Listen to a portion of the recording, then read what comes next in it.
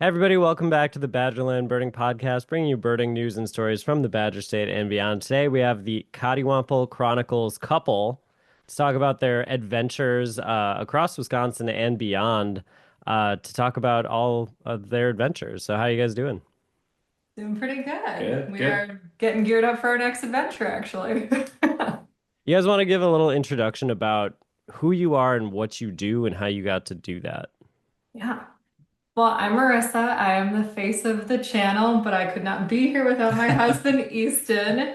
And we live in central Wisconsin. We travel primarily around Wisconsin. We are weekend warriors through and through, and also weekend warriors elsewhere outside of Wisconsin. But we make the most of every trip because we do both work full-time jobs. Luckily, we are remote. Yep. But we travel around to different smaller cities is primarily what we look at, and outdoor areas that people just aren't familiar with. And we help showcase those places so that people can see what else Wisconsin has to offer and beyond the borders. But just showcasing like what's here. A lot of people say Wisconsin's a flyover state. We don't believe that. So yeah, we just like to make it more appealing for people. Yeah, I mean, honing in on just the smaller towns that people don't really realize are there or what they have to offer is kind of where you specialize in the most, you know. I like to say I'm just the husband, but I help out here and there. He does. He's a crucial part of the team, I would say. Right, Yeah. right. Cameraman, he gets to Yeah. listen to my complaints. I gotta take the He's the videos. driver, I'm the passenger princess. That's a That's lot. true. Yeah. I mean, I'm sweating just thinking about it. There's a lot going on. From your travels, do you think there is such a thing as a flyover state, or do you think that's just like a bad way to look at places? And I if there is it Nebraska? oh, poor Nebraska. I know there's a lot of bird stuff in Yes. Nebraska, so I don't think that there's a flyover state. I think some states have a lot of beauty and other states have a lot more like, I don't know, you have to like find what to love, but there's things to love in every single state. And Wisconsin, honestly, I think it is one of the more underrated states, which a lot of people would argue is a good thing. They don't want it to be like commercialized the way other Yeah, states. stop telling people how good it is. I We, know, I we get don't yelled want. at for that every day. Honestly, read the comments and you'll figure out that people don't want the secrets let Yeah. out. So, But we have the lakes, which makes it feel like you're by an ocean. Obviously, people get really upset when you call them oceans, but yeah. we have a lot of waterways. We have a lot of green space. We do have cities that have culture and arts to them. So it's, I don't know, it's the best of both worlds here. Yeah. I mean, when you talk about flyover states, it's every state has something to offer. And you look at certain states, and of course they have more to offer than others. But if you really hone in on it, you can figure out that most states have something to offer, and you just have to have more of an eye for it. Yeah, I will say when people come to Summerfest, like I remember there was one band who was like, "Oh, it's so nice being out here by the ocean." Like they just see the big Yeti water. And we've had people visit who are like, "Man, I thought you could see the other side of it." Like they Yeah. don't, Right, they think it's just like a pond basically. They don't Right. right. Yeah. understand that it is basically an ocean. Yeah. I mean, even Lake Winnebago, I think people Yeah, forget how big that is. And yeah, that's an inland, like it actually is quite a small lake in comparison to the Great Lakes. right. But yeah, I had a friend visit from out of state and she was like, I had no idea Wisconsin had infrastructure like this. And I'm like, what did you think we lived in huts? Like, Forest and tents. It's buildings. They people just live in cheese huts and that's it. And then there's beer and yeah, It is yeah, cows. funny that you talk about the smaller cities too that people don't know about because I feel like birding kind of takes us to the same types of places. So oh, we've been to so many areas and cities that we wouldn't have gone to otherwise. I remember specifically there was a town called Argyle. I don't know if you've ever been to Argyle. nope. Nope. Well, I don't know how it got its name. I assume there was like a clothing manufacturer there at some point, but it was one of those towns where you feel like the same people have lived there for generations. You know, like 200 years of people living in Argyle. Nobody comes in, few people leave. And it was just like, how did we get here? We we wouldn't have known it existed if not for the fact that a rare bird was reported there somehow. Right? Were there things there that I need to go check out? I'm just wondering. Asking for a friend. Probably not, honestly. I mean, You go there for there's vibes. yeah, you go there for the vibe. Is There are there some is convenience there a supper stores. club? Maybe we'll check that Yeah, supper club. out. I don't even know if they had that. It literally felt like it was, 50 people there. And It says the Star Theater in Argyle is on the National Register of Historic Places. oh, well, there you go. Everywhere has something worth. But Yeah. but do they have a Quick Trip? I feel like they don't. And if I they don't do, it's remember them probably having made a of Quick Trip. stone. It has got a real old vibe. We're gonna have to look this up. Right? It As of reminded the me of a city or a town in a movie where the main character is desperate to get out of it and doesn't know how. The Hallmark Right, Christmas right. movie. Yeah, exactly. Like, I just want to get out of Argyle, and then they realize that Argyle is actually where they belong Shout at out the to everyone end. that lives in Argyle. Right? But you're awesome. No hate. it Please, said if somebody lives in Argyle, comment as of immediately. 2010, Right. there were 857 people Oh, that lived there. that is little. Yeah. Okay. Where is it located near? What's the Here, let me share my screen. We're doing an Argyle deep dive now. Right? Yeah. Argyle in central Wisconsin? I have no idea where it is. There was actually the Inside city in Argyle. Wyoming that I went to for birds too. It had five or seven people in it, and it had a sign. The population sign actually read as the single digits. And we were like, do they change that if someone moves in? Right. They're like, oh man, Janice moved. You just see like tape over it, so they changed like 5 to 6. It's So actually it's just in like a the little chalkboard. southwest part of the state. It's Yeah. down there. Okay. Yeah, it's down there. By Monroe, kind of, I'm thinking. It's like they have Sharpie marks, and then it's like, well, we had 5 people. Now we X'd off the 6th one. So, Just tally mark. right. Yes, it says the first settler named it after the Duke of Argyll, who had sponsored his coming to the United States. Okay. Alrighty. So it actually has a lot of history. There's your history lesson, everyone. Yep, Yeah. there you go. All right. Well, before we get too far in here, I also want to give a shout out to our sponsor today, which is Brome Bird Care. And we're actually going to test out some of their feeders. They have a lot of squirrel-proof stuff. So I don't know if you guys have had issues with squirrels, but once you put a bird feeder out, you'll feel the burn with the squirrels.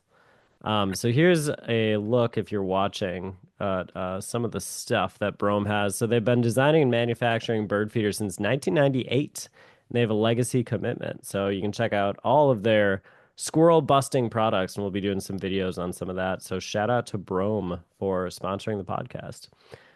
But yeah, what's some of the most surprising places that you guys have been to where you may not have thought that you would have enjoyed it and you really did, or that you expected to enjoy way more and you didn't? Okay, I will That's a say harsh question. we don't often find a place and then not like it. There's So you usually just like every place. Yeah, I mean, some places more than others, but I think there's typically Well, like Prairie du Chien, right? Oh, Where yeah. it was like, it was part of the Great River Road adventures one that of the we best did. adventures we did. Right, yeah, and it was great. And we didn't expect much from it, but there was just I don't even know how to describe that shop. It's no longer in business, but it was like It's a very unique, like they did taxidermy and they sold fish out of the Great River Road region, and it was a very interesting shop. yeah. But everything about, I guess Prairie du Chien was a Yeah. good example. We were just kind of like, we're gonna stay there for the night. It's a big place, so we'll find a hotel there. And we loved it Yeah. there. Like we were like looking up houses, kind of loved it. Yeah.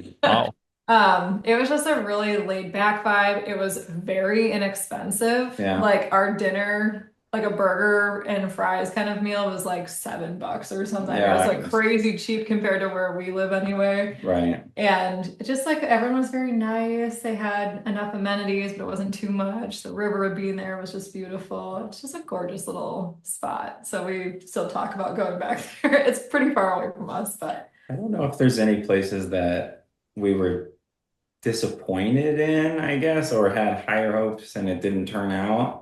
yeah, I can't think of any Not that either. I can think of, but I mean, most of the places that we go to, we're pleasantly surprised. And as much as we like to say that we do research on places before we go, it's coddiwompling, right? And so it's like, We're gonna need a definition for viewers. but of you that got the real quick. definition down, right? Coddiwomple means to travel purposefully without a destination in mind. Right. So you you're going with intention, right? Like we knew we were going to Prairie du Chien. We were staying the night there. I had no idea what else they had. Turned out they had like a nothing Bass else. Pro Shop and stuff. Yeah, they have There's Bass Pro. a whole bunch of stuff that we just didn't You even know know. you've made it when your city has a Bass Pro Shop. Right? Yeah. Absolutely, yeah. Yeah, like 50,000 people, but they're a hub because there's not a lot of big cities out Yeah. there. And I guess like the way that we travel, we know where we're going. We know a couple of key places that we're going, but other than that, it is like we're showing up and we're kind of hoping for the best. And a lot of the times it's like locals will lead us. I'll zoom out on Google Maps to see what exactly is around us, or we'll just walk by foot and see what we can stumble across. But do not ever give us credit for researching, because people are often like, what are you doing over there? And I'm like, I have no idea. Like, I'll tell you after we're back. It's like you start downtown and then make your way out and just talk to people and figure out what's there. And yeah, Go and from that's there. true for any of our travels. Yeah. Like outside of the state, it's not like I give Coddiwomple a shot in Wisconsin and then I'm like super research girl. In Right. other cases, like we just simply do not research. yeah. But it's the most fun for us, so it doesn't have expectations tied to it. I enjoy that approach to it, but I feel like for some couples that would be miserable for them to Yeah. go without a plan. Because I know there's types of people where they need every detail planned out, like where are we gonna, do this, I don't want to miss this activity, that kind of thing. Yeah.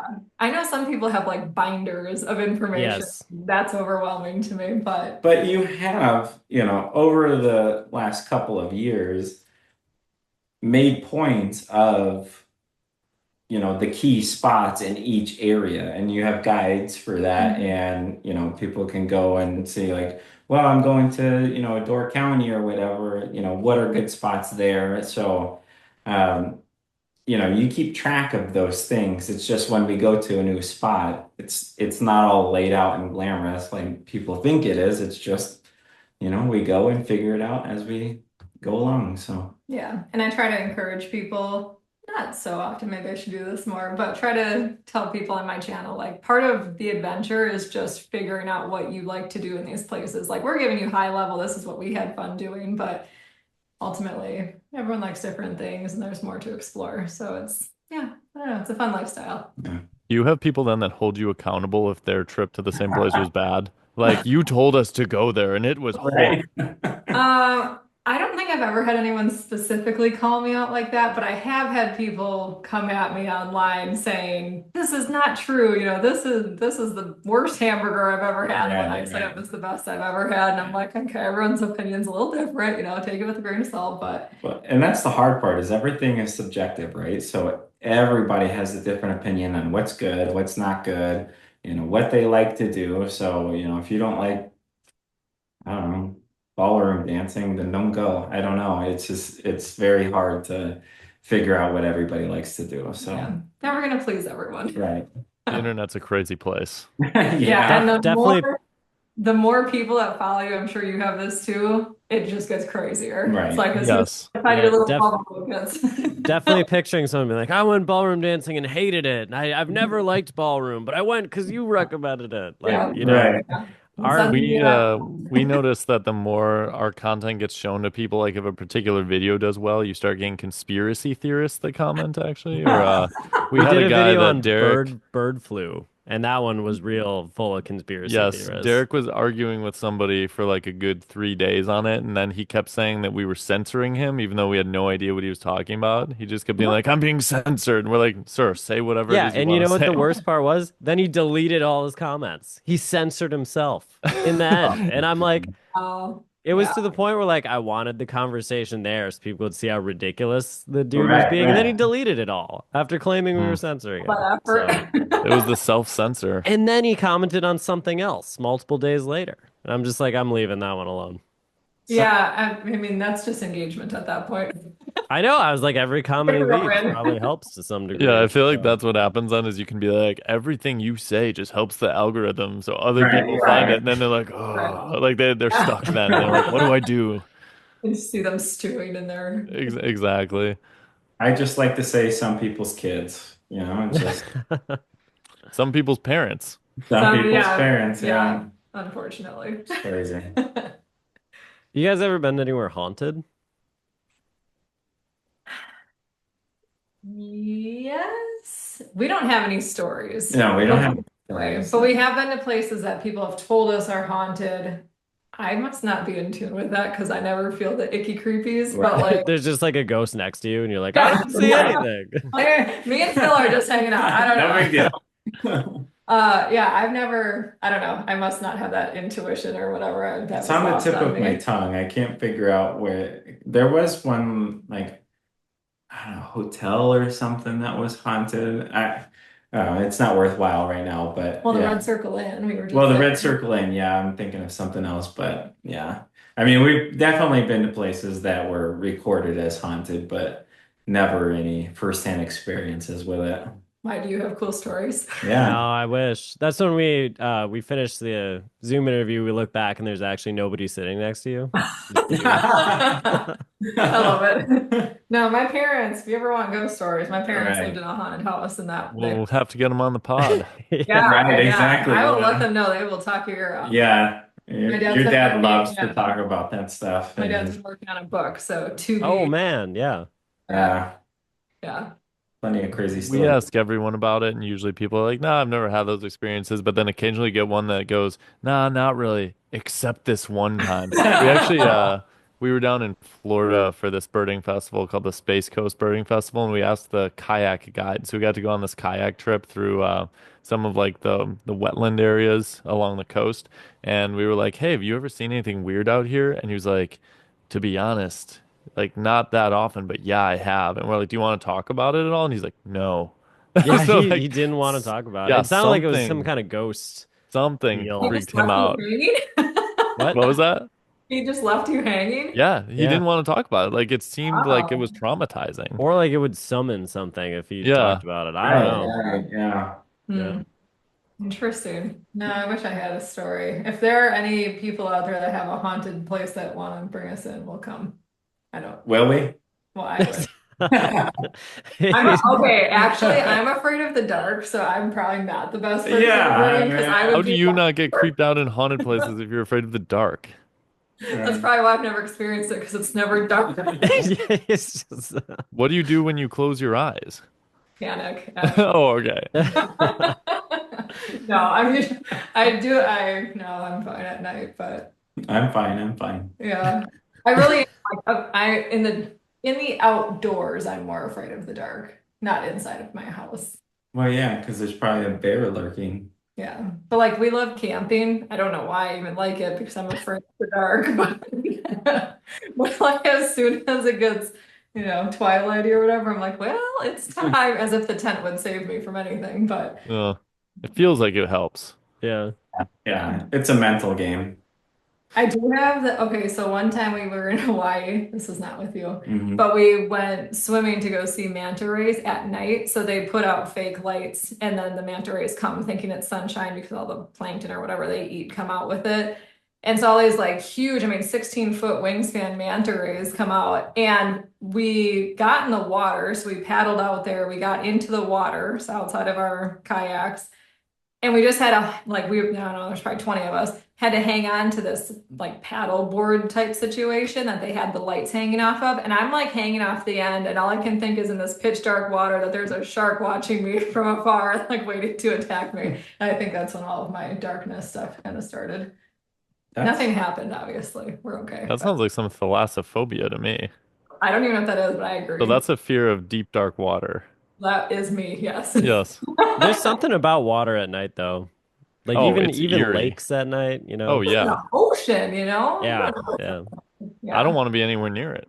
Yeah. But it was a cool experience. So I do recommend it. Yeah, But seeing manta rays sounds awesome. yeah. Yeah, it Was was fun. that creepy though when they started coming up? Because they're big animals. No, because they don't have stingers, so they're totally different than like a stingray. And so I don't know, they seemed very gentle and they just kind of like glided through the water. And it was just this whole harmonious thing with them and all of the little things they were eating, I guess. I don't know. It was very, it was Our like souls we were played some like connected. cool music and it was just, yeah, it was neat. Wait, they had music? No, in my head there was. Okay, Okay. okay, gotcha. I'm a very imaginative. You just sit here like, They're just playing the Titanic theme in the background, be like, there's no sharks, there's no sharks. um, But we actually met you guys because you made a video about a place we do bird tours and presentations, which is the Conservancy for Healing and Heritage. Oh You, yeah. yeah, you made a video about that, and then Susan, who works there, was telling us about it. She's like, "We got all these new followers because these people made this video Oh, about the Conservancy." And so we reached out to you guys, and we did go birding together, which we're still planning on making that video. But we went out to Horicon Marsh, and it was kind of, was it the first time you used binoculars, Marissa? not the first time ever, but I don't use them Felt like the frequently. first time. Ooh. But I remember going through some of the like birding basics and stuff. So can you tell us about like that experience of going birding and have you guys continued to do it since we went together? Okay, so in preparation for this discussion, we said, "What birds do you remember?" And we said, Red-winged blackbird. Hey, Hey. that's the one I remember. and I remember the warblers. Obviously, we know the robins and the common ones. So, did our knowledge continue? No. It Dang. was a very fun experience for us. It absolutely, I feel like, is something that you need to keep up on and do research more and kind of get in tune with the sounds. I mean, you guys are really in tune with Yeah. the sounds, and you are on it with everything. And when you have um, fresh ears on it, it's really hard to make out exactly what you're hearing and what you're seeing. And but I'll never forget the red-winged blackbird. I That's will good. say we had a lovely time with you. Oh yeah. I don't think our brains have capacity to take in all those sounds, just like Easton said, though. No. But every time, because we have a very active neighborhood of flourishing birds, if you ever want to come visit, Hey. every time I hear a bird and I can hear that one bird, I'm like, ooh, I bet they would know what that is. Right. I do think of you often. Have you guys tried the Merlin Bird ID app? No, my phone has no app storage on it, unfortunately. Okay, well, get a burner phone and download the Merlin Bird ID app. It's really fun. You basically just hit a button and it like will try to identify the calls for you. It's not always 100% accurate, but it's pretty solid. And Um, like, you can get a pretty good idea of what you have around. yeah, It's probably kind those of like photos. magic. It's Shazam for Yeah, bird Shazam calls. for birds. Birds. I Right, love right, it. yeah. You can download it on your Or phone. was there was an app, Soundhound? Was that Oh, was that yeah. like did that predate Shazam?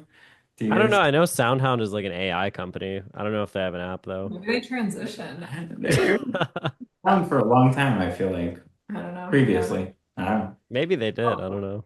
Yeah, our birding skills, we probably need like, I don't know. know, 7 or 8 Refreshers. more years of training on that. Yeah.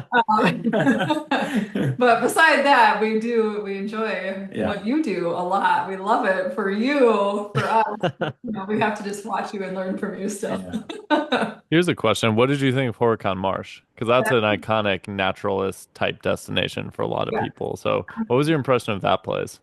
I loved it. So we have been there a couple of times. First of all, their visitor centers are awesome. They have like so much information that my brain again cannot handle all that information because it's just so cool to Yeah. see how much they have. But just the marsh itself, it's like I don't remember how many, like 30,000 acres or something of marshlands. I know is it the biggest in the world or the It World's has a lot of largest freshwater extra cattail adjectives marsh. on it. Yeah, biggest freshwater cattail marsh. Yeah, see, that's crazy. And those are the kind of things that I don't think people know about Wisconsin. So just seeing that, like I remember we saw the turtles and you showed us the eggs and little chipmunks. And I mean, there's just this variety of animals that call that space home because it is so untouched. But yeah, it was beautiful. Yeah, I was really shocked at the diversity of different animals, not only birds, but just animals in general that live there and call that place home. And I was really impressed by your guys' ability to pick up different Everything. sounds and, your ability to point out the different birds that we're calling and just, I mean, I had no clue, right? Like I would pick them up on binoculars and I'm like, I don't know what I'm looking at. And you're like, that's the, red-winged blackbird. So, uh, I remember you were pretty good at spotting though. I It was remember you picking them out, being like, "What's that?" yeah, I feel like I did decent at it. So if I hone my skills a little bit, I feel like it would Yeah. turn out. It was Yeah, also that's very windy that day, and yeah, you that's true. all could just like pick out everything. I was like, all I hear is the leaves rustling. I don't Yeah. know. It was actually great because we could just say anything, and you were like, "Yeah, Right. probably." Yeah, Oh, actually. absolutely. Yeah, there's no doubt about that. I mean, you're like, I oh, remember the whole time Marissa was just like, "I'm so glad it's not dark out." Yeah, exactly. We were there in pure daylight, sunny. Yeah, yeah, no, it was beautiful. We were actually just down in that area recently, and that part of the state is very underrated. We love it.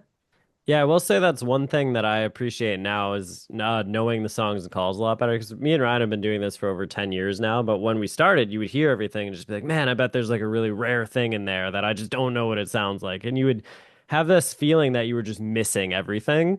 But right. now we can go out and like everything we hear, we can be like, oh, yeah, that's that, that's this. You can kind of check off that there's not a rare thing. And then if you hear something different, it's really exciting. It's like, oh, I don't recognize that, and then you can track it down and find it. So there's like a sense of peace from knowing the vocalizations better that like you're not just missing some crazy rare thing that's out there. Right. Or you might be, but it's not How singing. often are you catching a rare bird nowadays? Uh it's not that often, but it happened yesterday. So there's a rare bird called a white-eyed vireo. I was taking a walk on the bike trail and I just heard it, the vocalization right away. I'm like, oh, it's a white-eyed vireo, and that's rare for the state. So it does come in handy, and especially in spring, there's more chances to find rare things. So it's not always that you're, finding something rare, but when it does happen, it's really exciting. Yeah, that's cool. So did you like, how do you handle that? Do you record it? Do you try to get a picture of it? Like, what's Yeah, your first thing is like let's get as much documentation as possible to like prove that it was here. So I immediately was trying to get pictures of it and like they move really quick. So making sure you have photos. Then once you have like something identifiable, you kind of like I still try to get as cool of media as possible, but then trying to get the word out as quick as you can. So like unfortunately my phone died when I was out, so I couldn't tell anybody like in the moment. But when I got back home, then I like posted it and somebody else went to try to find it, but it was already gone, unfortunately. But it's kind of like documentation, let other people know, try to get other media of it because it's rare. So that's kind of the So process. if you have a friend in the space who says like, "Oh, I just saw this thing," do you drop everything and go like to try to Yes. see it? Oh, you do? Okay. It depends Well, what it it is. depends. It depends what it is and what you're trying to do that year. Because there are people out there that do big years. They try to see as many species as they can in a single calendar year. And they would probably need to drop everything if it was a super rare bird because it may just fly away, immediately after that. If it's something that you've seen before in the past and you're not doing anything specific that year, you could be like, oh, that's nice, and not do it. So it just kind of depends who you are, what you're doing, what it is. So this happened with a bird called a white wagtail that showed up in the state. It's from like Siberia. Siberia. There's different subspecies, but this was like one from Siberia. But somebody found it. Me and Ryan were supposed to go to dinner with somebody, and it showed up, and I was like, I have to go see this, so I couldn't go to dinner. Ryan still went because normally you don't know how long they're gonna stay for, so like you need to Sure. go as soon as possible to have the best chance. And then it stayed for like 3 months. So I felt bad for skipping dinner because the Then the you thing saw it was on there for so long. photo. But yeah, normally if you want the best chance to see it, you gotta like go immediately. One that I know a bunch of people dropped everything for was there was five flamingos that showed up along Lake Michigan. Oh I think yeah. I think that was Yeah, last year, two wasn't it, years Derek? Or ago, I 2 years think. ago? So that's something that definitely never makes it in the state. I think it was the first time ever. So tons of people were just like, well, whatever I had planned, I'm not doing that Oh, anymore, and just went Yeah. to go see them right away.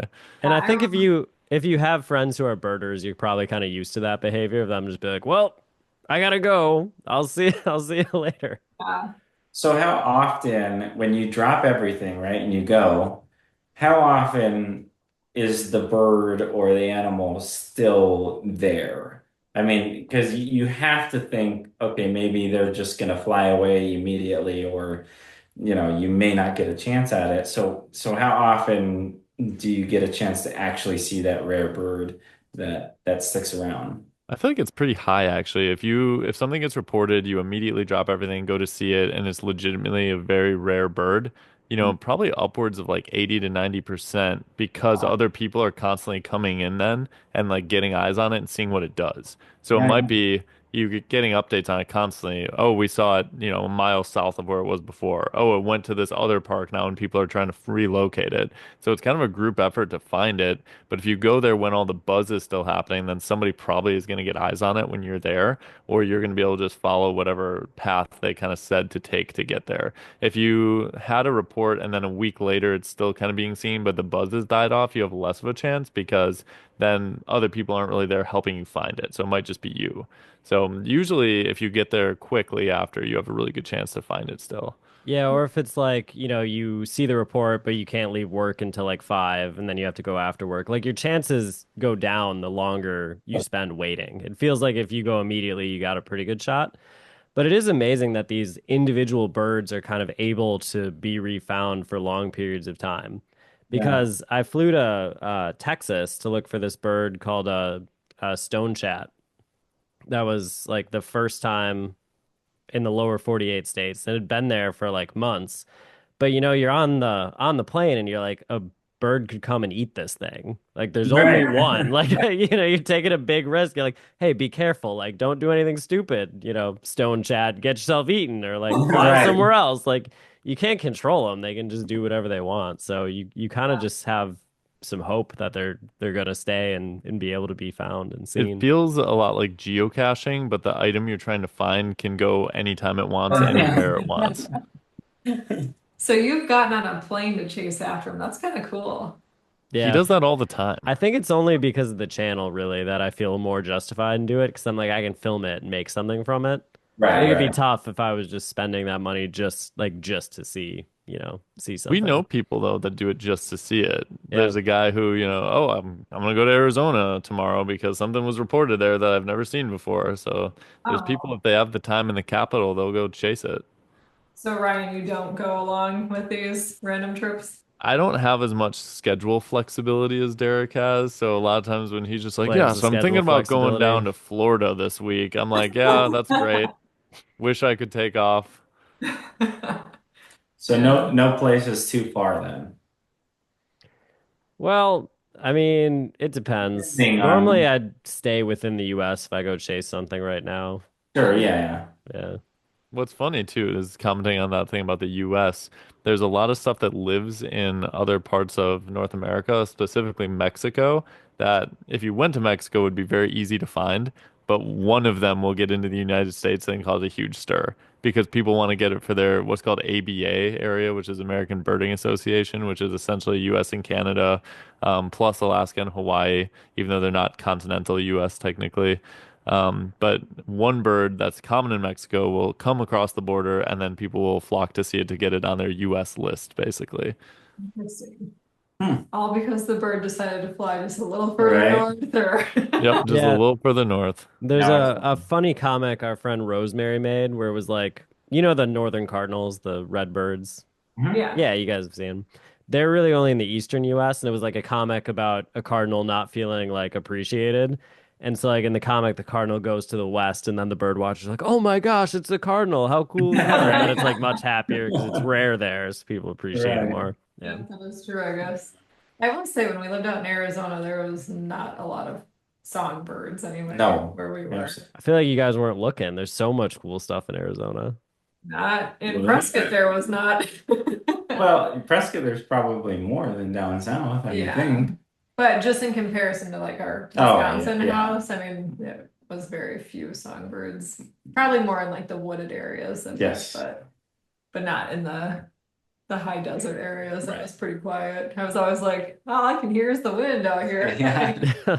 And blowing. The mountains are talking. I don't know what's happening. A lot of times for that stuff in like Arizona, you have to get there in the morning when it's all out. Because just Oh, like yeah. humans, as soon as it gets too hot, they're like, I think I'm gonna go hang out in the shade a little bit. So if you get there in the morning, like we went in the Sonoran Desert to go birding, and in the morning there's tons of stuff singing, which you don't expect because you look around, there's cacti and sand and scrub, Right. but there's a lot of life out there. But then, by midday you just hear the classic sweltering heat cactus wren noise that's in every movie. Yeah. The cause When it's 120 outside and and yeah. nobody wants to live Yeah, at we that were in the point. mountains, so it was, I mean, there were some songbirds, it just wasn't like, I often see Maybe beautiful birds here, I just don't know what they are. maybe you're just not in tune with it. Yeah, or I just didn't know what I was listening to. You Yeah. know, it's true. Who knows? So is Wisconsin your guys' favorite state then? No. I don't Ooh. know if I could say I have a favorite state. Is it Nebraska? It is Nebraska. Yeah. It's the cornfields that get us. Okay, I love Wisconsin. This is not me hating on Wisconsin anyway, but I love the mountains. Like Yeah. I am a mountain girl through and through. If I could just plot myself in the middle of a mountain for the rest of my life, I would just be very happy. And I don't know if I necessarily have like a favorite state because Yeah. of that. It's more like a location, Right. a landscape. So, like in Wisconsin, I'm always like, let's go to the West Coast, let's go to the North, like The where West Coast. where there's a little bit more like hills and stuff. So I think that's more. I love Wisconsin. I love Yeah. a lot of different places, but I'm always, unfortunately for Easton, who loves the ocean because he grew up in the desert, I do not plan any type of ocean vacation ever. It is always to the mountains. That's brutal. Yeah. He looks kind of like a broken man over there. I know. Well, he's always, we go on cruises, so we get to see the ocean and stuff. That's one of our favorite ways to travel, but I do not gravitate toward that at all. The No. dark water. It is. It is, yeah. It's the full, what did you say? Thalassophobia. Thalassophobia. I would suggest not looking up thalassophobia inducing images or videos. It'll be like it kind of is the perspective of you're floating on the surface of the ocean and then it pans like under and you just see a shark coming at you. Because Yeah. that's like the basis of it is you don't know what's underneath you. Nah, this is why I like the mountains. Yeah, I don't know. So I would say I probably don't have a favorite state necessarily. I wouldn't say that either. I mean, we love Wisconsin. There's, plenty of things obviously that we enjoy about it, but you are a mountain girl for sure. Like if I never saw another human, but I was just in the mountains, I'd probably still be okay. Yeah. What is the most mountain-like part of Wisconsin? Like what state park or place you visited makes you feel the most at ease because of the mountainous nature of it? Anywhere where the horizon has some mountains. So if you're coming like out of Ironwood, Michigan toward like Ashland area, there's just some really beautiful like hills up that way. Anything on the western side, like even La Crosse and Eau Claire has a really beautiful, I don't even know what hill or whatever it is, but you're just driving down the interstate and all of a sudden there's just this beautiful openness in front of you with like Wisconsin mountains in the background. And I don't, anywhere northwest-ish, I would say is Yeah, probably the isn't it best. even Like, southwest Yeah, the too? Driftless area. Right, yeah. Yeah. So west, yeah. Yeah. I always feel like Devil's Lake when you climb that bluff. That Right. always Yeah, I feels mean, the pretty Deerfield mountainous. area is gorgeous, Yeah. but like Viroqua and Westby, like that region too, just a little bit southeast-ish of La Crosse area, Mhm. the southeast, yeah.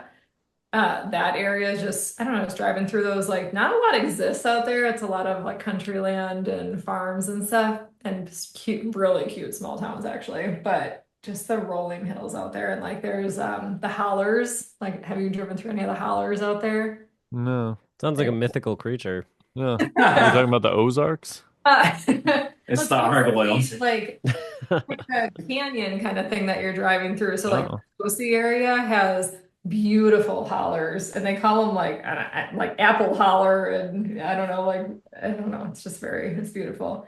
But we were on a Great River Road trip last year, and one of the stops is Potosi. And Potosi Brewing is like a big place. Potosi, first of all, is like 60 people, Oh, but Potosi Brewing had a lot. they're more. almost marking off their signs with Sharpie. I Yeah, mean, it's a little town.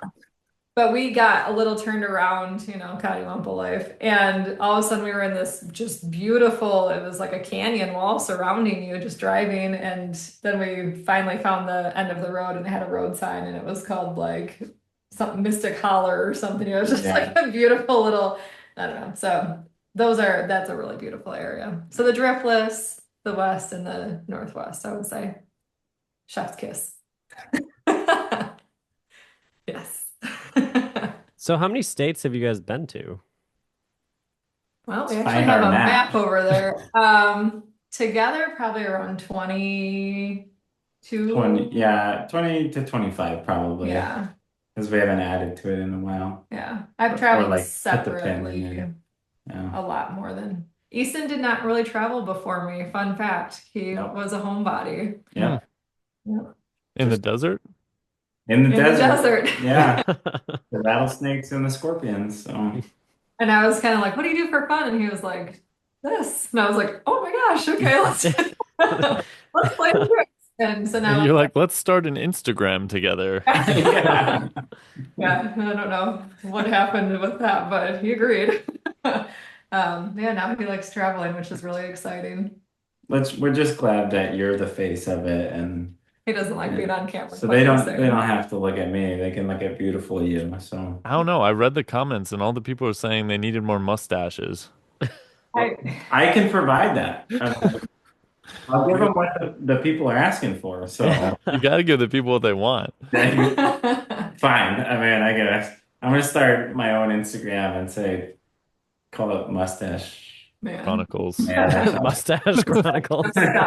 just Sounds, mustache. sounds like something Tom Selleck would own, actually. Right? It's just pictures of people with mustaches. That has to exist already. I would say you should do that if it doesn't exist. Oh, I could do Magnum EI instead of PI. There you What is go. EI? Yeah, for Easton instead Oh of- yeah, yeah. Oh, yeah, okay. Now the cogwheels are That's right. Now it sounds like Easton Investigator, though. Yeah, so we've been to 20 some states and checking off maybe one or two more this year. I don't know. Yeah, We'll see. probably. We have a lot of random travels coming up, but we're Trying to look at our map right now. yeah. What's the next one you really want to go to? Idaho is very Yeah, I've heard Idaho's underrated. It is. Yeah, I've been there before. He has not. I would say we have very similar weather to Idaho, other than the fact that they have mountains, so they get like the mountain-ish weather. But they have like hot springs everywhere, just on the sides of the road, and I don't know, it's kind of lawless. Like there's no dog leash laws out there, I feel like. So it's just kind of like just go enjoy the land, and the people Yeah, are really nice. as you go towards the west, they don't really care about dogs all that much. Yeah. There's a lot of off-leash things that you can do, and yeah, it seems like more towards central-ish is where they start getting a little stringent on those Yeah. types of things. So Yeah. You guys big about dog leash laws? We find them annoying sometimes. You guys have a dog? We have two dogs. Two Oh, dogs. okay, gotcha. But it does get kind of hard when like you just always have to have them on leash, or they're not even allowed sometimes in some places. So, Mhm. which I understand. Some people don't like dogs, or they might have issues with dogs, or whatever it is. But Yeah, I totally understand leash laws. Like, some people are like, yeah, your dog's really friendly, or my dog is really friendly, and then they end up biting the other dog or something like that. And it's like, all yeah, right, well, obviously they weren't as friendly as you thought. Maybe you should have had them on a leash. So, yeah. But Yeah, yeah, there've been at least one kind of altercation I could remember with a dog where it actually bit someone who was birding at Horicon Marsh. Somebody Yeah. just had their dog and they're like, "Oh, it's friendly," and then it just bit the person. They I think had to go to the hospital or something. And then a lot of times birders get upset with people that don't have their dogs on leashes because a lot of times it'll be during like nesting season for birds, and the dog will just kind of like run into the habitat and stuff. So there've been some like skirmishes and conflicts with that kind of stuff in the bird world because a lot of birds nest on the ground too. right, yeah, yeah. So I mean, I don't know. It's just life out here. But since we have lived in the West and we've seen where you can like not have them on a leash, it just I don't know, just different There's life. no going back. yeah, right. So that is, but yeah, so Idaho and then I don't know where else on our list we're trying, we're gonna see what's gonna happen, but something over in Europe is on Yeah. our list. We don't know if it's gonna be Iceland or somewhere else in that area, but It's like Iceland, Dublin is ish. yeah, Ireland, Greece, maybe I don't know, cross your fingers. Germany. Yeah, We don't know where, but we don't know. Somewhere over there yeah. we'd like to get to. So If we see any cool birds, we'll let you know. Yeah, It'll for be a sure. video thing. I don't think you'll notice. yeah, we may not notice. I don't You'll know. see a pigeon, you'll be like, "Oh my gosh, pigeon." Oh, look at that shark hanging from the tree. Well, I know Ah, Iceland has puffins. They're like famous for that. yeah, You'd notice that. You'd notice the Yeah, yeah. puffin. I would certainly take a picture for maybe you. the narwhal. That's not a bird. No, I know. Oh, I'm just saying. yeah. So yeah, that's, I don't know. We're not good at planning. We just kind of buy things last minute, quite honestly. If there's a good deal, we'll just Yeah. take it. Yeah. I do feel like for the West, they get kind of left out for the birding culture. I feel like most things are targeted to the East. Like things you see just about birding in general is normally talking about the East. It feels like when we're out there, there's less of like an infrastructure for birding. Like Mm. even at like, right, was it Yellowstone you went to, or it Yeah, felt like a Yellowstone, lawless everything was kind place? of Like spread apart, photographers few and were far running at between. bears and stuff. Oh yeah, yeah. The photographers in Yellowstone, like people would be driving and you'd see a bunch of people stopped, and then you'd see the people driving pull over, throw their car in park, run out of their car with a big camera, running at the bear that's out in the field. So yeah, there's some wild stuff that happens at Yellowstone for sure. Do you guys know that I lived out in I was gonna Yellowstone? say, you know a little bit about that. Were Did you you the ever person run at the running bears? at the bears? I did not run up to them, but I worked out there for a summer, and there it was always like it was like the game of telephone. Like people would be like, "Oh, there's a bear on, whatever the road was," and then you'd like hear it from your coworker, and the coworker would tell whoever, and so then there'd be this like I don't know gaggle of people that surrounded these poor bears, and like it was always something, but or some rare deer that people apparently don't see at their home states. I don't know. I don't know if it's white-tailed deer. Look at it, it's a whitetail. But people would like all be gathering around, like, I mean, honestly, like 200 people sometimes. I'm like, what are we looking at? And it's like a deer eating grass. I'm okay. And a lot of them probably aren't from the US. And so they, Well, we were in Colorado at the Garden of the Gods, oh, and then yeah. there was one lonely deer just standing off the side of the visitor center or whatever, and there was a crowd of people taking pictures of it and like talking about it, and we're like, just go to Wisconsin and try not to hit them on the road, and you'll be good because they're all over the place. I will say though, you were one of those people one time. Okay, he's from Arizona. He looks like a broken man again. No, this has a story. He's from Arizona. We moved to Oklahoma back in 2020. Mhm. And Oklahoma does not have a ton of squirrels, at least where we were. Mhm. And we maybe Oh saw, yeah. I don't know, 3 or 4 squirrels like the whole time we lived there. And there was one, he was like perched up on the little log or whatever. And Ethan was like, I gotta go see him, and I was like, okay. I grew up in Wisconsin, I'm like, I've seen squirrels. And he was just like so excited, and it was this whole like adrenaline movement. And then we moved to Wisconsin, and when we first moved, he was like, "There's a squirrel, there's a squirrel." And then now obviously we have them in our bird feeder, so we're gonna need one of those fancy ones that y'all were talking about with our sponsor. Yeah, But Brome. he was that person, and I was like, "It's a squirrel, hun. Like we are gonna have to drop that one real fast." But So you're telling me he was Doug from Up? yes, Yes. Squirrels. Yes. Yeah. Perfect explanation Yeah. for sure. Yeah. So you were a tourist I was that with guy. the squirrels. That's okay. You got to get excited about stuff sometimes, right? Yeah, yeah. You know what really grinds my gears about squirrels is you'll be driving, you'll see them trying to cross the road, and they'll slowly bound almost to the other side of the road, and then right as you're about to be like, okay, I can go, they sprint right back past you again. Yeah, I break for squirrels. I am that person. So You have to. I mean, they just don't know what they're doing out there, No. Unless there's someone behind you and you can't. Like, be safe on the roads. But I mean, like, if there's Right. nobody behind you, and sometimes you're just like, you're stopped and they still don't know what to do. They're like, no, they're just like, frozen. yeah. What are you doing? To be fair, if there was something giant rolling at me, I would probably do the same. So Well, I feel like if you saw a bunch of giant things rolling only in one spot, you would just avoid that spot altogether. But they seem to be like, nah, it's fine. Well, They're and drawn to the roads. they are. you think we've been around long enough where word has spread throughout the squirrel families that like, hey, don't go towards the road thing with the big rolling things because you might get hit. But Yeah. Do you guys know about flying squirrels? I only know because one time when I was a kid, there was a guy in the mall that had them in his pocket, and he like, I don't know if he was selling them. I was totally mesmerized by the whole situation. He was like, hey, kid, come over here. I got something for you. Hey kid, you want a flying squirrel? I got a bunch of my them right wife, here. I got a You squirrel. don't need candy, you need flying squirrels. You got me. Yeah, that's all I know though. They were just little squirts, but I mean, I know of them, but I don't know if I've ever seen them. okay, I specifically remember though he had one crawl on his shoulder and it pooped in the mall and he just like flicked it off his shoulder. Just hit some other guy who was walking by. Yeah. Yeah. Hit him in the face. He's like, what? Ah, I've been hit. Yeah. It was like the size of a sprinkle. What kind of mall are we in right now? So anyway, And then the that's mall all shut down. The Yeah. health inspector showed up and there were some codes broken. Right.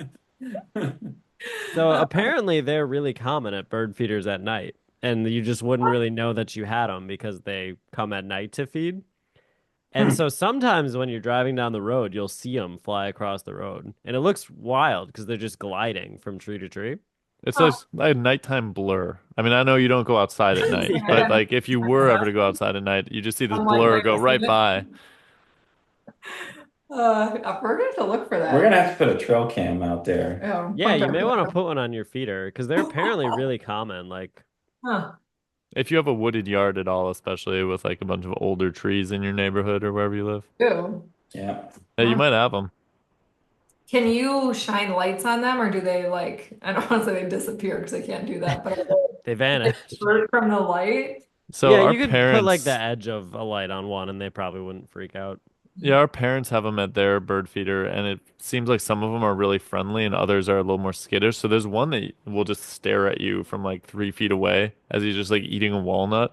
Will just like look you right in the eyes and not care at all. Your That's like aunt, Mothman kind of stuff. I don't like that. your aunt has them. Oh yeah. Yeah. So she we've does. definitely seen them Yeah. because she kind of has the friendlier version of them, I guess. And she's able to shine a light on them and Yeah, I forgot they about just kind of that. stare at you. So Mhm. Like Mothman. Yeah. I mean, I was just talking to a friend about Mothman. I don't really know the whole legend, but I'm not trying to find out either, not firsthand. That's all. I don't even know the legend, to be honest. Do you all know the legend? Oh yeah, yeah, I know all about Mothman. You want to share an elevator pitch so that he can know? Mothman, he's a good guy. So it was Point I've met Pleasant, him a West couple times. Virginia, I want to say. People kept reporting some creature that they said looked like a big humanoid moth combination, basically with these huge glowing eyes. And there was a lot of other weird phenomenon people reported around the area, like men in black, government style people. But even stranger with like translucent skin were coming and intimidating people that lived in the small town. And then it all culminated in this big bridge collapse that unfortunately killed a lot of people in the town, and people said that Mothman was seen above the bridge when it collapsed. So there's like a harbinger of doom sort of legend surrounding Mothman, and ever since then, people have been trying to figure out exactly what it was. And some people think it was just like people seeing owls and getting freaked out, or people just mistaking other things for this Mothman creature. So no one really knows, but it's still a thing. It's one of the most famous U.S. cryptids that people talk about. Interesting. I have not seen one, thankfully. Not even at your aunt's bird feeder. Yeah, right? So one Found theory is out that about that. it was barn owls that people were then seeing. And I will say baby barn owls look like aliens. Barn owls in So general can be creepy because they make this screaming noise. yeah, but there was a video that went viral. It was like a lady was in her like attic and put her phone up to see what was in there, and there were baby barn owls, but they look like aliens. So take a look at this picture and tell me if you'd be freaked out by this. Oh yeah, that's a no. That's creepy, isn't it? What? Yeah, because they don't have like their full feathers yet. They just Oh, look like little creepy alien fellas. That looks like a couple of grays. that's Wow. why I don't go out at night. Mm-mm. Well, those would be in your attic, so. Well, that's just not right. They were not invited here. No thanks. But that's like But some of the ideas that like people were seeing owls or like even parachuters were like training in the area or something. Wasn't there like the bridge collapsed after they had the sighting? Did you mention Yeah. that? Oh, Yeah, I okay. said that. I must have missed it when I was looking for the Apparently alien didn't care about my barnacles. elevator pitch Hey, because I it was wasn't I was it finding wasn't important attention grabbing information. enough. Did I get the job, sir? were you even listening? Poor Ryan. That's funny. Yeah. Mm-mm. No, I don't. The cryptoids, there's a lot of, the Rhinelander stuff with the Well, do you know about Wisconsin's probably like most famous creature Here that we we go. allegedly have here? Is it not the Hodeg? No, you're really not going to want to go out at night after this. Hold on. What Because is we've it? been to a couple of those. We've gone to some of these Yeah. talks, like Right. we Yeah. we get into this because I want to know what to look out for if I do have to go out at night. But I feel like you'll have to say it because I feel like I know it, but I The can't think big one is Dogman, oh, dog of man, dog yeah. man. Okay. Yeah. which is basically werewolves. Yeah. Wisconsin Right. has way too high of a number of sightings of werewolves for my comfortability level. Interesting. Do Hmm. you know off the top of your head how many you think there have been? I do not, but the most famous one was the Beast of Bray Road one down near what city is that there? Elkhorn area. There was a string of sightings there that people said they were seeing this thing. And now they have a little festival thing down there, I think, every year for it. But yeah, people report sightings.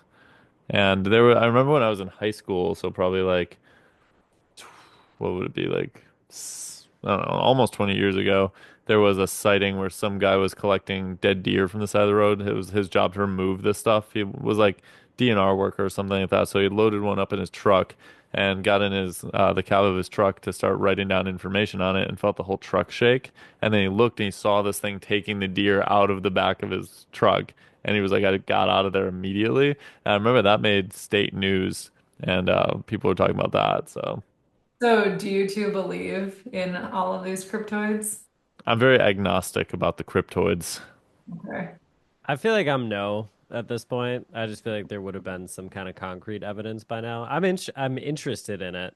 Ryan is way more apt to listen to like stuff about it now. Like he listens to this one dogman guy who talks like this. And he's like, there was this story the other day where it sounded like his guest had like told him the wrong thing. Like he told him that it like chased him, like he saw a dog man and it chased him because he's like, what about when the dog man started chasing you? And he's like, no, it didn't chase me. He's like, but you told me it did. Like he was very much just like, but that's what you told me. And then he's like, no, it didn't chase me. And eventually he's like, well, that's good. The way you do that voice is spot on. It's so funny. But he was just like, well, that's good. Like that it didn't chase He him. But it begrudgingly like, sounded, Well, that's good that it yeah, didn't chase you it then, I sounded like they guess. had an argument where he had like told him it was way worse just to get on the show. And then like when he got on, he's like You're was not as bad as he thought.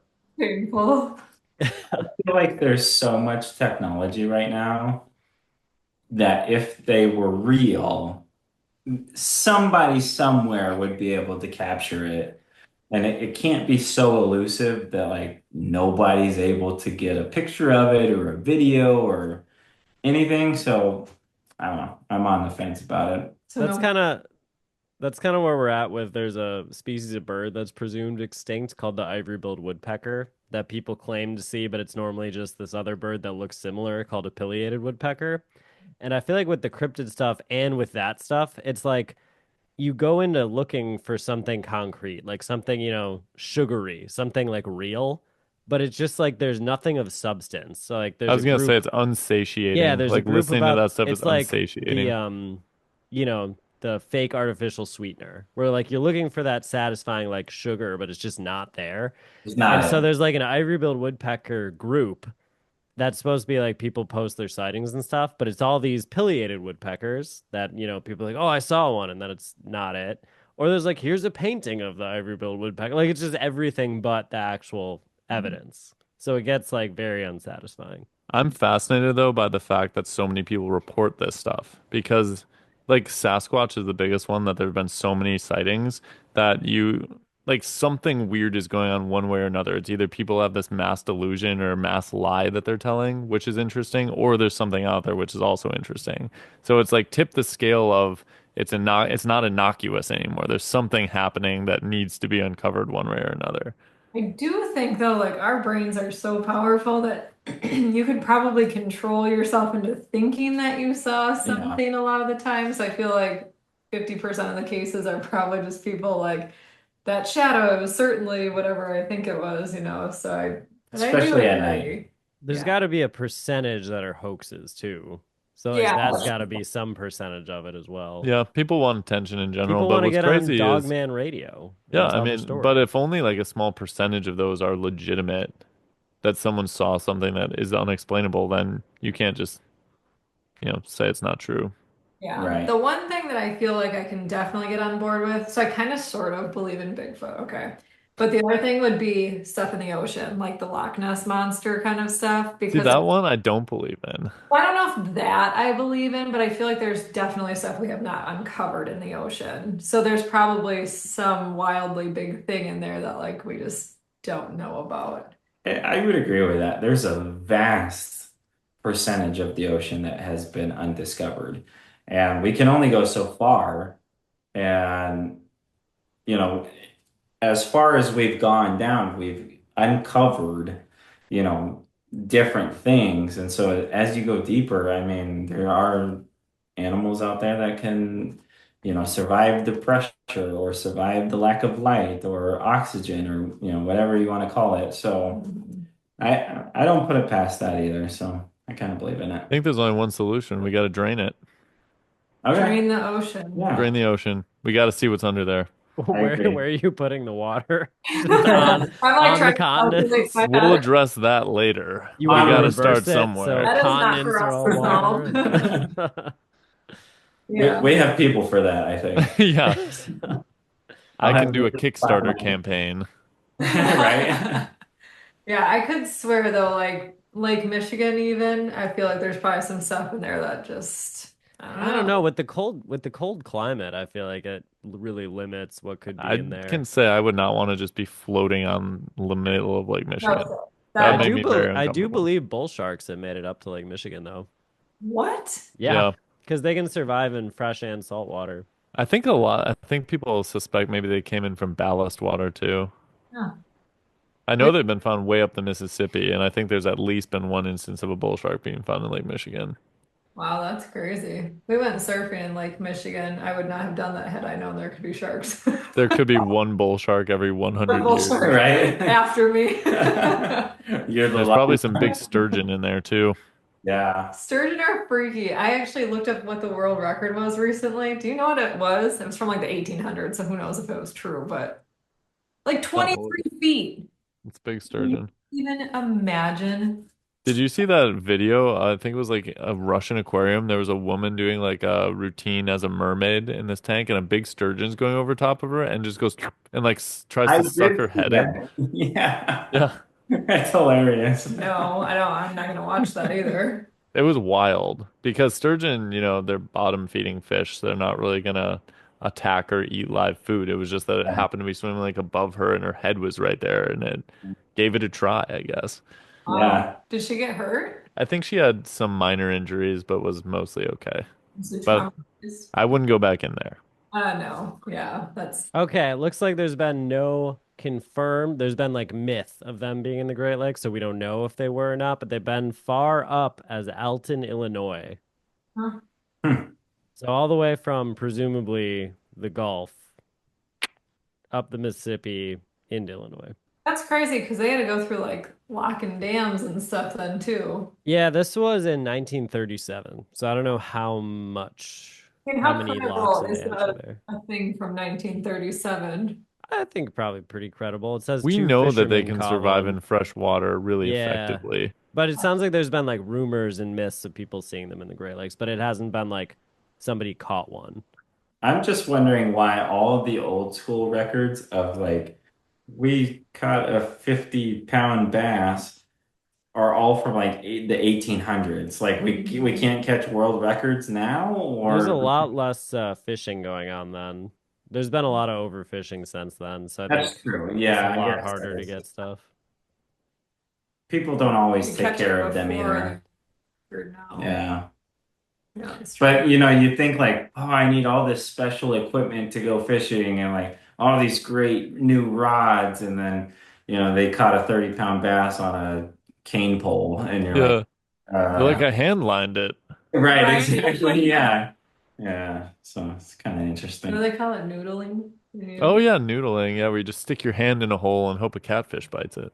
Yeah, exactly. I've never understood that. I know a lot of people that It's do still a it. big thing in the South for sure. And they do it here. Do they? Yeah, No, definitely. I just know it's more popular in the But you have South. to do it in the dark. And I like don't think that's true. No, not necessarily. you don't go out at night. I mean, Yeah. I think that you could. I'm sure people do it at night, but I've seen people do it during the day, like on TV. Yeah. Still not doing it. I will not be partaking. Are you sure we're not going like to see that stick on the your hand Instagram? into the hole that they're buried in, and like at the bottom of, the lake or I get nervous a whatever. turtle is gonna follow me when I'm kayaking, so I'm not interested in doing that. When I was a kid, we were snorkeling in this little lake called Ottawa Lake, and I was always freaked out about seeing snapping turtles in there. And just when I was starting to feel confident that, nothing in there is going to get me or is big, I like swam right over top of what, at my age at least, seemed like it was a 4 by 4 foot turtle. And then I freaked out and never went back in the lake again. I remember that because me and my dad were like, close by, but he came over really freaked out. He's like, I touched it. 'Cause didn't you say you got Yeah, freaked it out like and started pushed it floating up away? below me. So it was like underneath where I was and then just started rising and I was like, nope, and I like pushed it away and then like got Yeah, out of there. I don't know. I don't blame you. Mm-mm. So you don't go in lakes anymore at all? I try to just stay out of the water as much as possible. Come Yeah, on, man. He's Mr. like snorkeling and coral reefs in the ocean guy. Oh, okay. Yeah. What's your favorite that you've been? Probably Grenada in the Caribbean. Nice. I've been there. Mm-mm. It's Weird. really cool. It's like less touristy than like Jamaica. Okay. Sure. Really beautiful.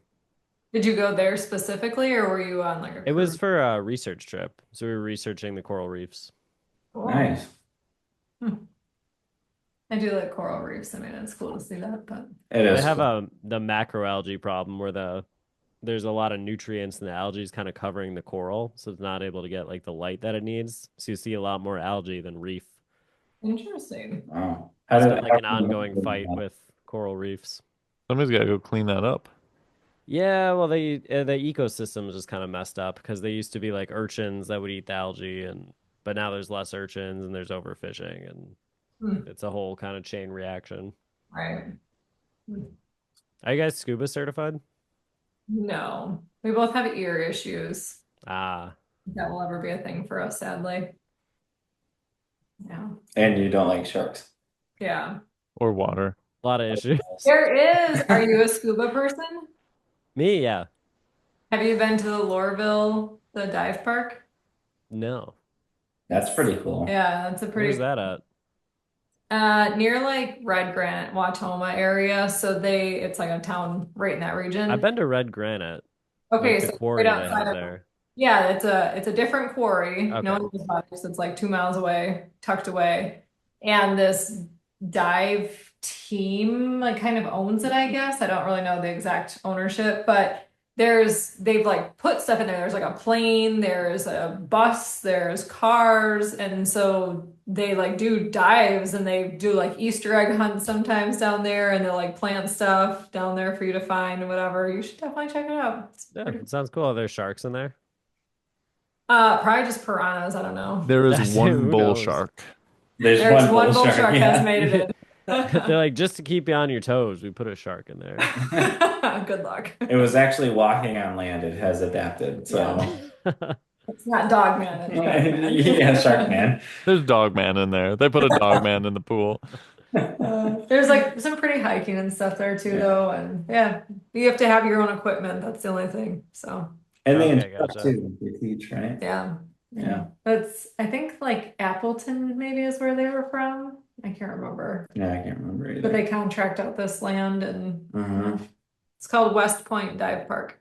Pretty cool spot. Now you have a new place to go diving. Yeah, that's cool. No coral reefs there that I know of. All right. Anything else about travel in the state that you would like people to know? Besides, don't come here because we don't want it to get too much tourist Come here, don't move attraction. here, don't raise our prices. Don't visit at all. Quick trip's the best. I guess my biggest piece of advice would just be to give places a chance. Like there's often, I think there's a lot of notable cities in Wisconsin or places that people really, if you're not from Wisconsin, you definitely know about. So like Lake Geneva, Wisconsin Dells, and Door County. Those are like three places that people typically have kind of heard of if you're not from Wisconsin, but there's a lot of little gems just outside of those places. And even some of the cities, like Eau Claire is one of my very favorite places.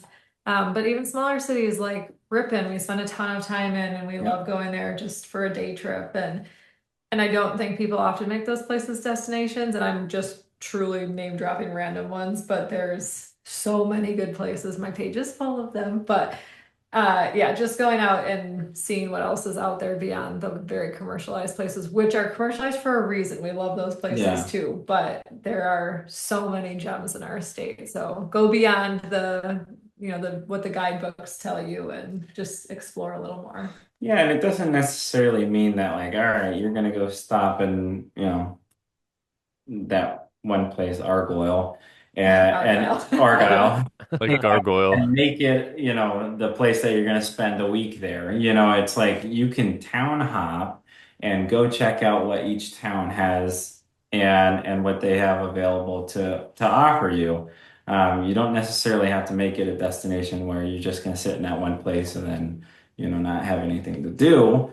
But if you get outside your comfort zone, get outside the big cities and go and try and travel and talk to these new, or talk to the people in these new towns, you can find out some really amazing things. So, yeah. And some of the small towns have really good food. I know people have yelled at me and said Wisconsin is not known for their food, which I would not agree with. I feel like we have really good food here, but some of the smaller towns, there's like a restaurant or two that just knock it out of the park. And I don't know who their chefs are and like where they come from, but they do a really good job. and supper club hop too. I mean, every small town basically has their own supper club. And What's the deal with the supper clubs? Like what are they, or what do you like? I feel like people talk about them all the time, but nobody really You have to be explains over what it is. 60 to eat there?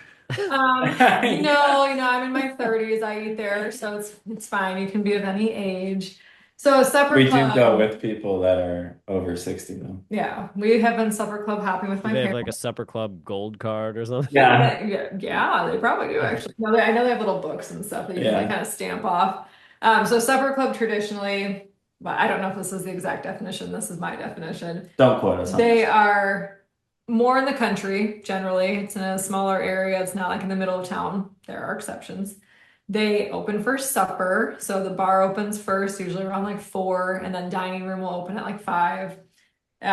Previously, not so much like post-COVID, but they have salad bars and relish trays that come out. So instead of like just a bread basket before your meal, you'd get like, I don't know, celery sticks and some radishes or something, but relish trays. They all kind of vary. Some of them have like cheese and crackers and just random. Should we look it up? Yeah, I can. I'm curious. I'm trying to Just think of like what look it up. I want to see what the internet says, and we can kind of maybe. The first thing is going to be like supper clubs are places where people 60 years and older can go. Right. The only way to get in is if you're accompanied by someone 60 It's and older. a 55 plus community. So He's focused. I feel like those are the high level things. I think so too. But I I feel also like, is a Wisconsin supper club different than a regular supper club? I just don't think they exist elsewhere very frequently. we did hear from somebody that there Illinois has may or may one. not have been, or there be a supper club in Illinois. Yeah. So I think it's just a Wisconsin specialty. yes, Oh, and on Fridays they have fish fries and Saturdays they Friday have fish food. Yeah, exactly. He looks confused. He's not Yeah, finding what he's it's looking playing an for. ad. Oh, Now it won't stop. It's very concentrated. So it says they're described as community gathering places. There's common elements, it says. People sharing a late meal with others. Food is from scratch American cuisine, including steak, seafood, fish fry, and roasted chicken. The entree usually includes a potato and salad. They're usually operated by families who often live on the premises. They might have unusual hours of operation, such as being open 4 nights a week. And if the owner goes hunting or on vacation, the establishment typically just closes for the duration. Some remain cash only. I have not found that to be true. An ATM may be located on site. At some, patrons place their orders at the bar. Many have one or all of what the writer calls the holy trinity of the supper club decor: twinkly lights, dark wood paneling, and taxidermy. Oh, that seems That's pretty certainly accurate. true, That's yeah. true still.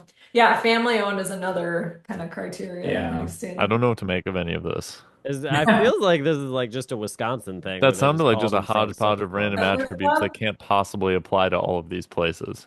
Maybe we need to take you to a supper club. Yeah. I've been to one. Which one?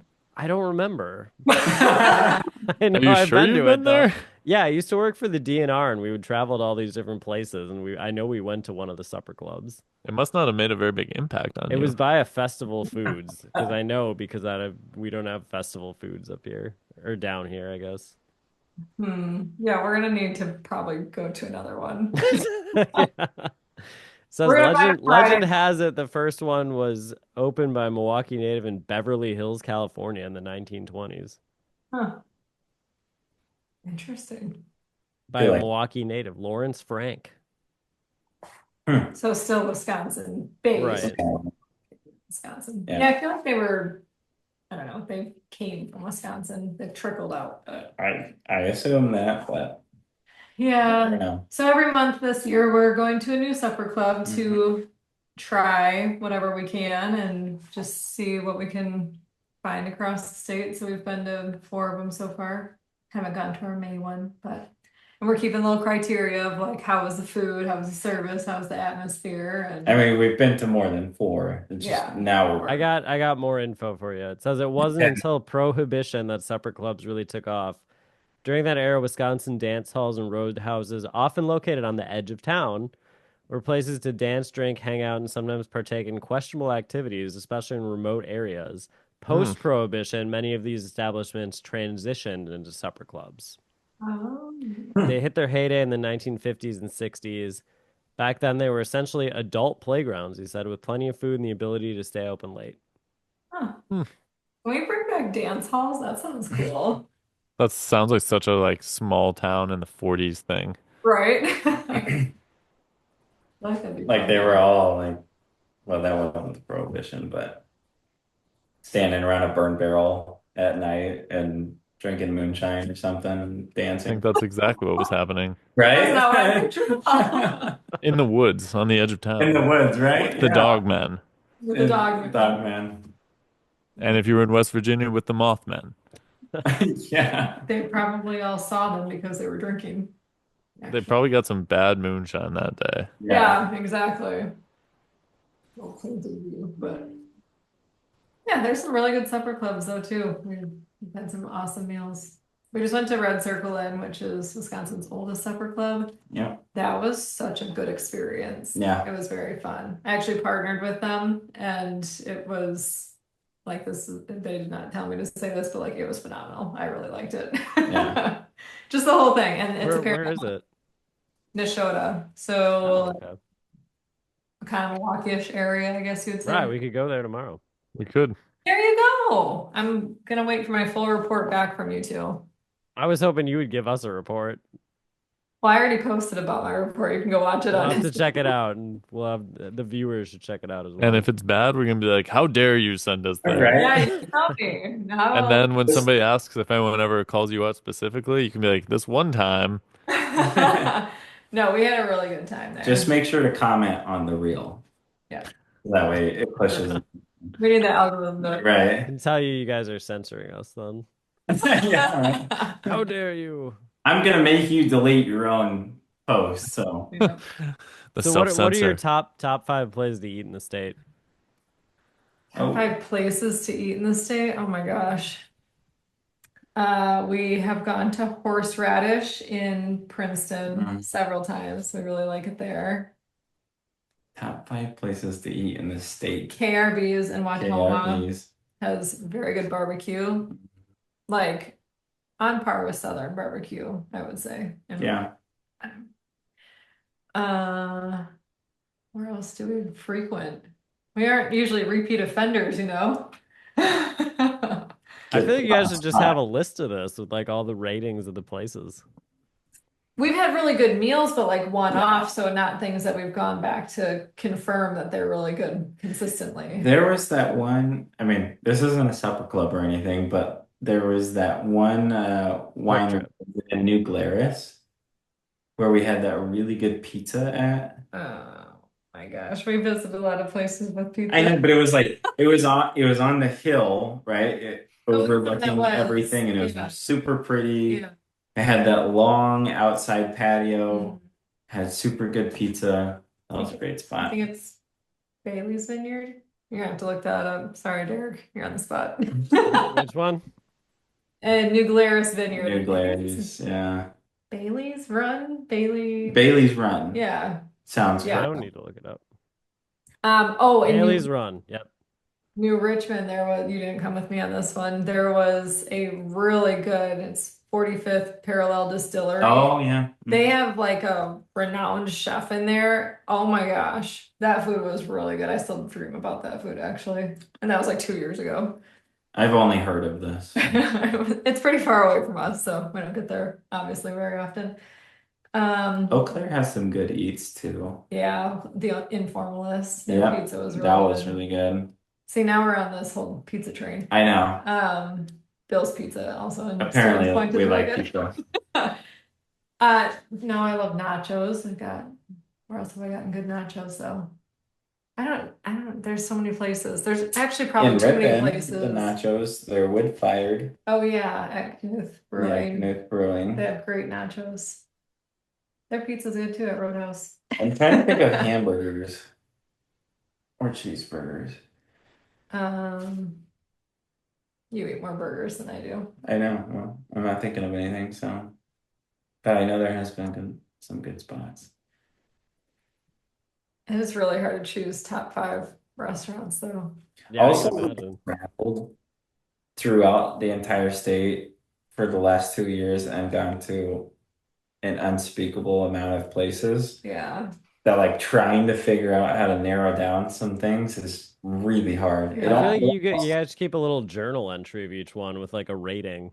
It's almost like I do that on Instagram. I'm talking about Easton. We No, I probably know. should do a better job. Yeah. Well, I always said to Easton because he's with me most of the time that he should do Easton Eats. Yeah, that's perfect. Because And then he can like comment on what you said, be like, yeah, Marissa said it was this, but it's actually this. Yeah, right. you can give the full recap. Of Yeah. stuff. Yeah, because it is Easton hard. Easton Unfiltered. There you go. Ooh, I like being unfiltered. Yeah. I'm a fan of Just that. give a real review of Yeah. places. Oh, this There's sucks. some really good food though. So it is very hard though, thinking back, like we've eaten, every time we go out for a weekend, we're eating like 6 meals out. So it's like, Oh, Beloit. oh, Beloit. Beloit has Oh my really good gosh. food. Yeah, Beloit has really good Really? Yeah. If you have not gone over there, literally Velvet Buffalo, I still dream about the pasta that I had there. It's just Or that one steakhouse attached to the Maryland. hotel. Maryland Houston's Yeah, steakhouse. something like that. So we were super full because we'd been eating at all these places and Delicious meals everywhere. we kept getting food, and there was this one porterhouse steak, and it's a really thick steak, and it's really big, and she was like, "Oh, it's 55 ounces or something like that," and I'm like, "Holy crap! Like, how am I supposed to eat all of this?" I didn't eat all of it, but it was really good steak, and yeah, I still remember that. And then we went to a baseball game at the Sky Carps Yeah. after that. And, baseball game food, like the best food ever. And we both looked at each other and were like, we cannot even eat anything here. It's terrible. It was Yeah, very sad, but yeah, go to Beloit for good food. what a problem to have. Fantastic. Yeah. I don't know. There's just a lot of Hmm. good places. Too many to count. We'll have to come back to that question. I'll let you know online. I'll make a list.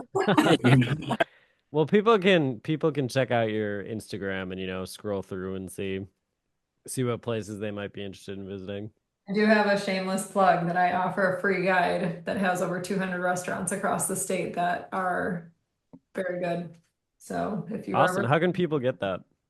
you go to my page, there's a link up by my name. It's the only link on there. You can click it. Beacon, right? Yep, beacons.com/Coddiwomple Chronicles and click that and it takes you out to download the guide. And I have other guides also. So if you're looking for sculpture parks, if you're looking for Great. Itineraries. So if you're looking for something to do that week, and I have like fully built itineraries that you can just purchase, plug it in your GPS and go, and you can customize it further if you find other places that you want to stop along the way. But yeah, right on my page. Go get your, yeah. And I feel like what you guys talked about really applies to birding locations too, because I feel like people go to like all the hot spots, but some of the cooler like underbirded spots have a lot of cool things that people don't know about. So overall, encourage people to check out some of those lesser known locations. You never know what you might find. Definitely. And there's probably a good meal there waiting for you too. Probably good birds and good meals. Probably a supper club. Yeah. Yeah, could be a supper club. Well, want to give a shout out and thanks to our sponsor, Brome. You can check out their squirrel busting products and other products. We'll put a link in the description. We'll also put a link to Marissa and Easton's channel to check out. Thanks so much for coming on and talking to us, guys. Yeah, thanks for having us. This It's was fun great. talking. Yeah. Missed you guys. It's been a while.